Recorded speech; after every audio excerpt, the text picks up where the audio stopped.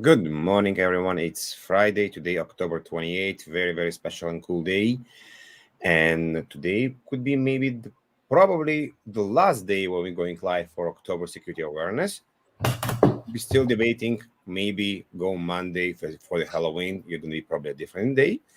And today I have a pleasure to talk to Dmitry, my co-partner for Crime for Security Architecture podcast. And we'll talk today about very, very cool topic. Dmitry, do you want to talk about yourself a bit? Sure, thank you again. And I really like your idea of the Halloween last show. Maybe you can get some interesting Halloween costume. Like this? Yeah. We should be doing this today, maybe. But in any case, hi everyone. Dmitry Raidman. I'm Evgeny's partner for the podcast. First of all, and I'm also a co-founder and CTO in a very interesting company that's called Sybits. At Sybits, I'm leading the product development of something that's called SBOM Studio. SBOM stands for Software Bill of Materials. Thank you. Nice. And I'm very passionate about the topic. I started dealing with it about 3 years ago, and I'm coming from a background of cybersecurity, have over 20 years of experience doing various things in the industry, mostly tied to application security, DevSecOps, DevOps, and what's not. Founded this company about 5 years ago, sold the company, and today I'm continuing working and innovating there. So is this the first time I'm actually interviewing you? I'm just thinking about this. Yeah. We've been recording together more than 2.5 years, and I think this is the first time I'm interviewing. This is very, very cool. Awesome.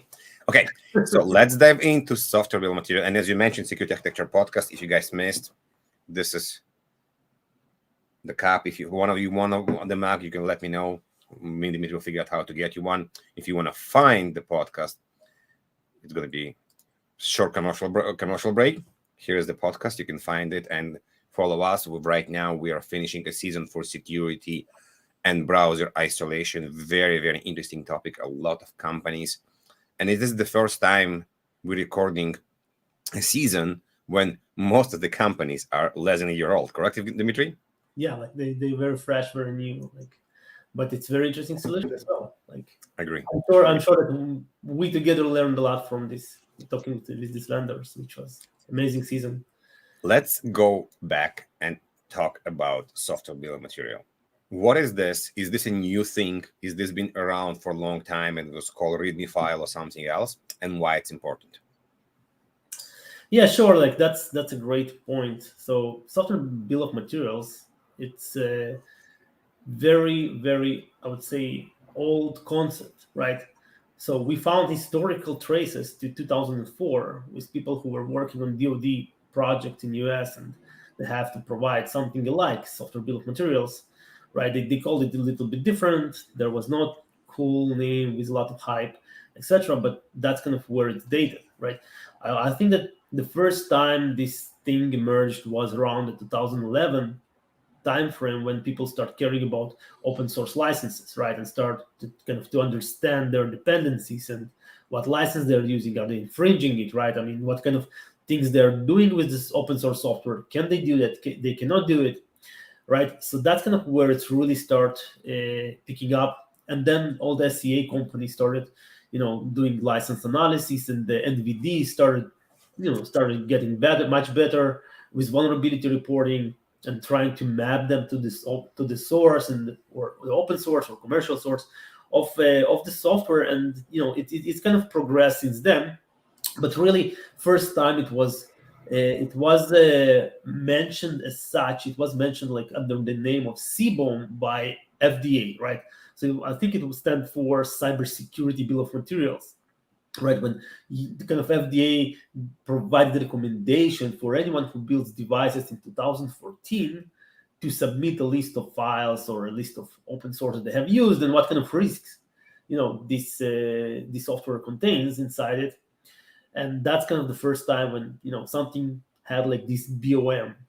Then for about 4 years there was like industrial quiet about that, but many people were thinking, many very smart people were thinking about that.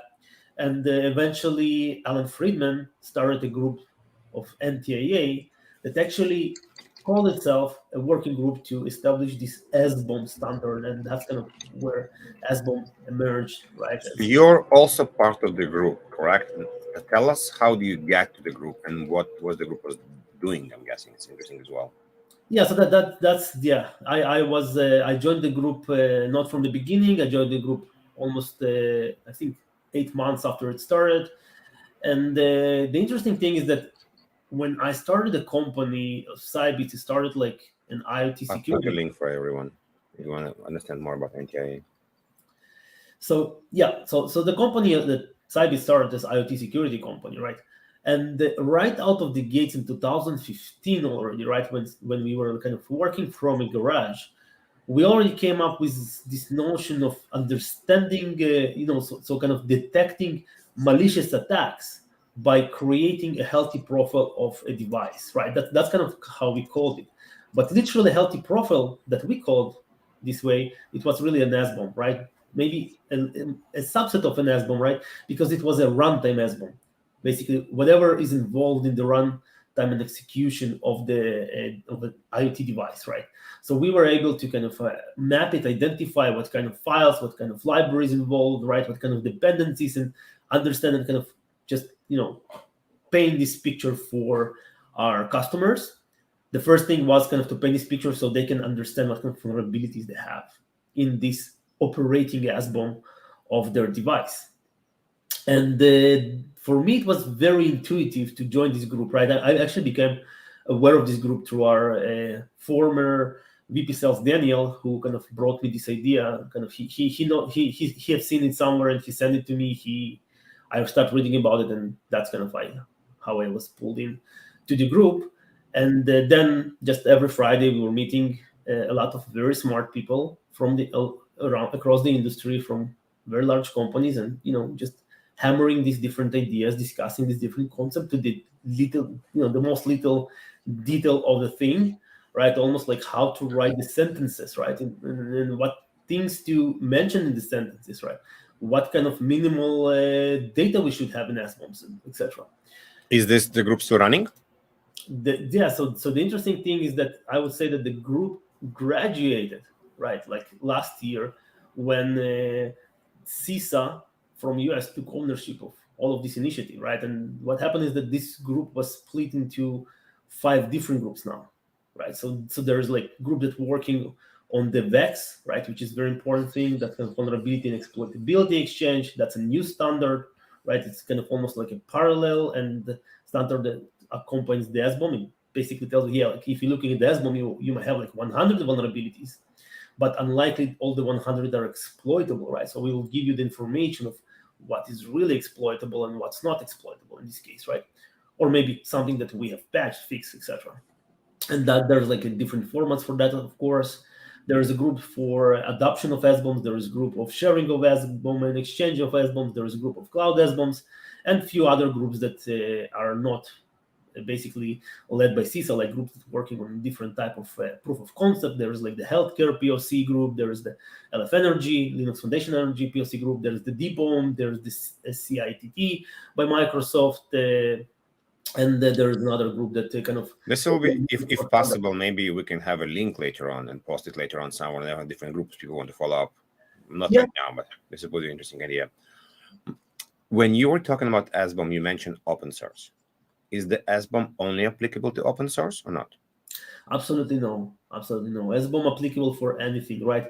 SBOM applicable for the software that you build. SBOM applicable for the for your dependencies, which might be either open source or commercial software, right? But the funny thing is that, it's interesting question, because if you're really looking under the hood of the software, what you will find is that about 75 to 85% of your software is really open source. So it doesn't matter which software you're looking at, right? It will contain open source, right?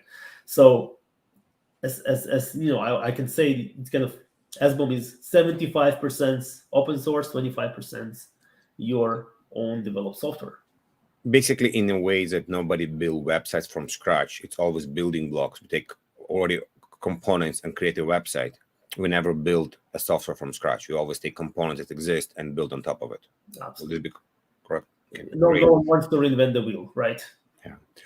Now, I remember in the past when you will want to sell, especially to the government, they will ask you to, hey, we're gonna audit, we want to come and audit your source code because we don't trust you. This doesn't exist anymore, especially in the SaaS world. Is this directly related to SBOM as well? Because SBOM, in a way, replacing this audit of your source code? Well, in a way, yes. In a way, yes, right? Because it's a different things. So SBOM will help you to understand your component of the source code, right?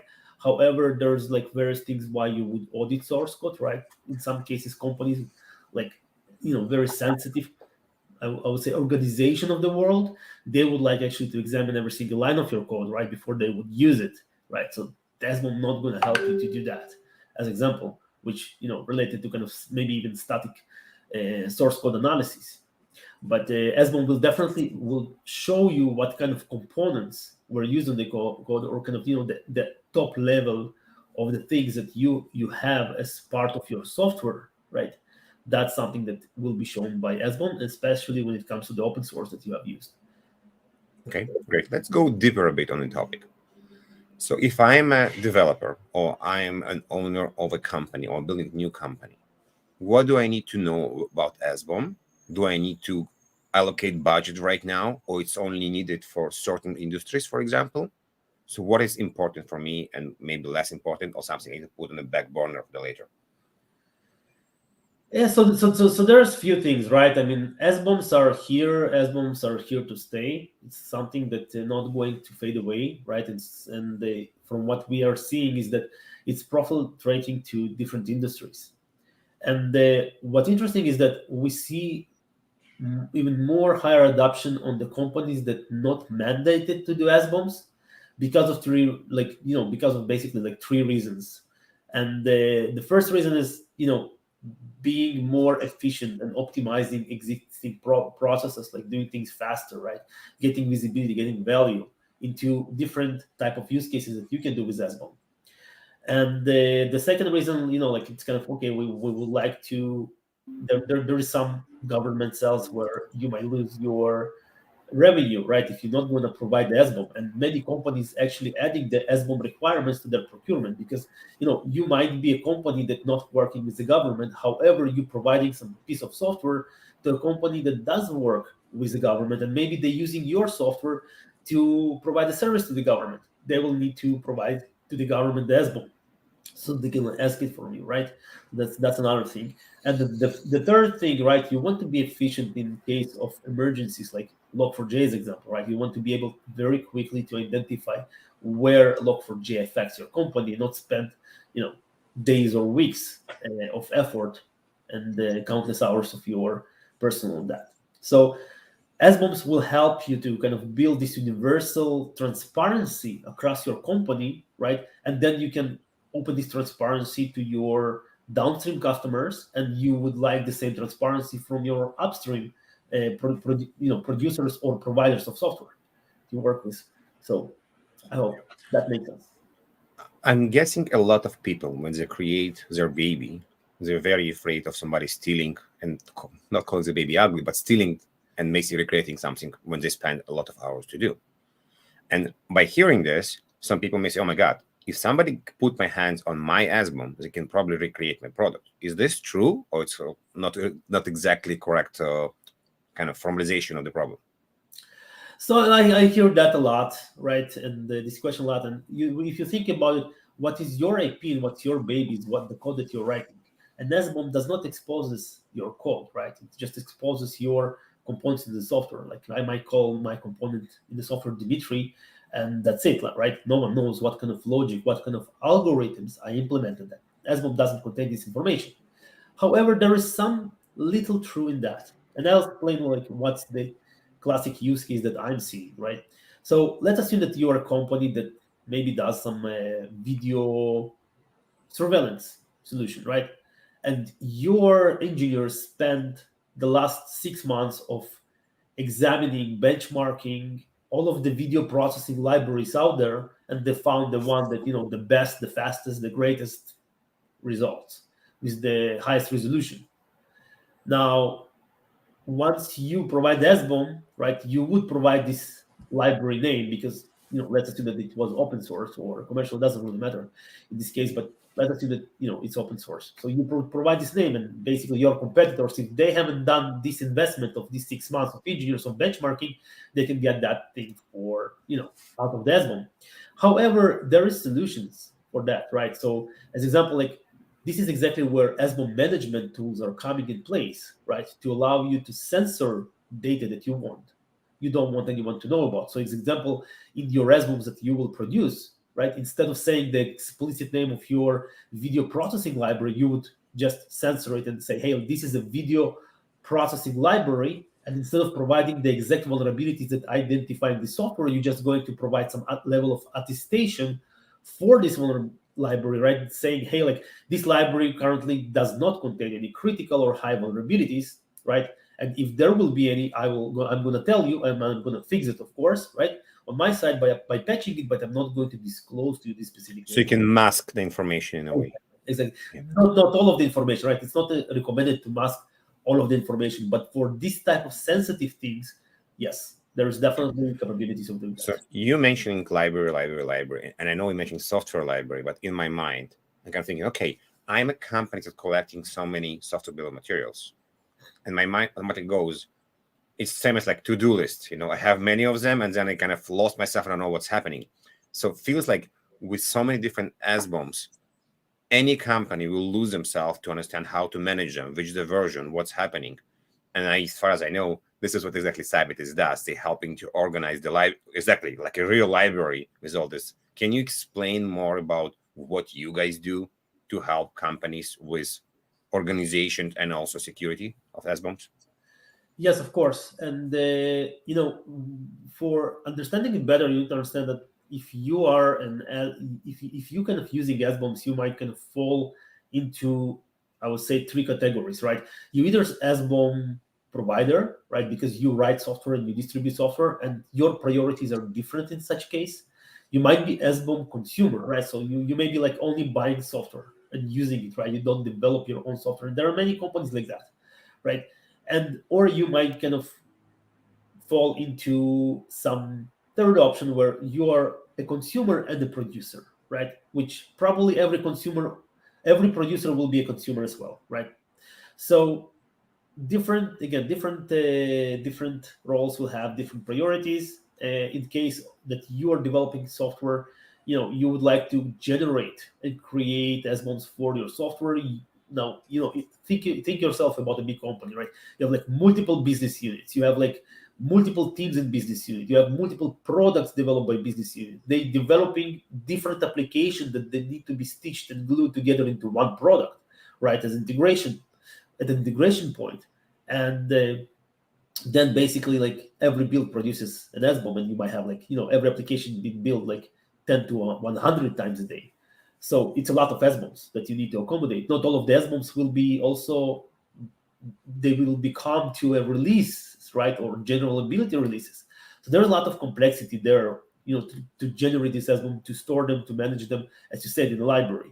And this is exactly what our company does, right? It helps to bring order into this thing, right? And kind of manage it very efficiently without all of the overhead that will be around. In addition, it allows to integrate with various tools, bring vulnerability data, bring risk data, bring supply chain intelligence data, right? And apply it on your software components so you get more visibility. You can understand what are your weakest links in these software compositions that you're creating, right? Or, as example, like immediately get like in one click get results if where you have used Log4j and where you have this risk across your products or softwares. And on the other hand, right, and then usually for the producers, right, that would be like the product security team, right? Or the CPSO, Chief Product Security Officer. Now there is the other side of companies that only consuming SBOMs, right? And that's kind of where the CISO and the IT department comes in place. And usually, like they now have the new responsibility to, okay, we buying devices, we buying services, we buying software from many vendors out there. So we need to be able to collect all of this, right? And we need to put them somewhere, and we also want to monitor them continuously. So if there is a risk that upcoming, right, that was discovered right now, I want to know about that, right? At the same time, almost at the same time as the producer of the SBOM knows about it, so I can actually mitigate these risks, right? So that's kind of their goals and their priorities. So it's slightly different. So they collecting multiple SBOMs from multiple vendors. On the other side, the producers, they have like multiple vendors for multiple products that they build and produce. And then they also need to be able to share these SBOMs, right, with their customers in a very secure manner. And that's not a problem to solve that we can do inside it. With all this information, and I'm not sure if this path was explored a lot, and you mentioned about masking about different components, feels like SBOM could be a PII as well, personal data information for a company. So it could be the crown jewels. And we may need to get to the point where we're going to be do data classifications on the SBOM, because some of them are going to be internal, some are going to be more public. Correct. That's another concern. Some companies would like to share these SBOMs with public domain. Some companies would like to have very strict control of what SBOM shared, what version of the SBOM shared with what customer of theirs, right? And they would like to get, like who accessed these SBOMs, who downloaded these SBOMs, when they were downloaded, right? Where they've been used, etc. So they would like all of this information, and this is exactly falls under our sharing and exchange capabilities of the platform, where we allowing kind of a company to get a portal that they can provide to their customers with very high security controls, right, including MFA and what's not, where their customers can kind of self-serve to get into the portal, which is white labeled and branded for the company, and download these SBOMs and consume them. With all the hype around SBOM, especially because there was a lot of announcement last year about the importance for the US government, we see many companies going to this domain when they help companies to create SBOM. If I'm watching right now and I want to start to create my first SBOM, what should I do? What's the tools available for me to do it in an easy way and maybe open source as well? This is an excellent point, and I would point you to our GitHub repository of Sybase, right? So in GitHub repository of Sybase, we actually kind of covered all of the generation tools that you can use out there that are free, and just go there, find the right language. Like, it's ordered by the language of or the technology you're using, whether you're using Java, NuGet, Python, Node.js, or anything else. Find the right generator for you and just go and play with it. Download this open source, play with it, generate your SBOMs for your source, right? Look at these SBOMs, how they're looking, and then the next step would be. Did you guys check all of them for vulnerabilities, I'm guessing? Well, again, like, we're not dealing with the generation part, right? So once they generate, they will not see the vulnerabilities. They will see the ingredients. But once they will take this SBOM and they will upload to the Sybase SBOM Studio platform, that's kind of where the magic starts, right? That's where, we bring in a lot of useful data from our data lakes that, continuously being updated. And, you see all of these values, you see all of the risk, all of the vulnerabilities, right? You will see example things like, hey, like, this repository has like one maintainer only, right? Kind of the Nebraska software problem as we know it from the members on the internet. Just to explain to everyone, this is not your tool. This is a repository of open source tools that you can use, and you don't have to use it with Sybase. You can use it with somebody else as well, but you just guys provide the tools for people to create them. And they're completely free. Absolutely. And my recommendation to any company out there, whether you are a startup, whether you are established company or enterprise, even if you're not selling to the government or not doing it directly, explore SBOMs, right? They will improve your internal processes. They will bring more security, more robustness and stability to your product, right? It's literally can change your organizational culture approach to security. And I'm not talking about Sybase. I'm just talking about get these SBOMs done, look at these SBOMs, start learning your components, start getting internal visibility and transparency. And then you can decide what kind of value you want to get out of these SBOMs. Thank you. So, Dmitry, you told me a lot about SBOM and the creation about Sybase. What we didn't spoke about it yet, that I need to put you kind of on the spot here, is you still need to join my podcast when we talk about the inspiration and the motivation to start it. We kind of heard about today what motivated him, but for everybody else that's listening and watching right now, this is the podcast where I talk about inspiration of founders to start their own journey, and eventually I convince Dmitry to join as well and share his story more for everyone. Meanwhile, anything else you want to add, Dmitry? No, I'm good. I think we are also running over time. Yeah. Sorry about that. Everyone, thank you very much. We probably will do show on Monday. It's gonna be a Halloween show. I don't have a topic. We may just have an open topic when everybody can join. You have to have a costume, and we will just figure out and have an open conversation. We'll just fly it by the wind and see. Thank you, everyone, and have an awesome Friday.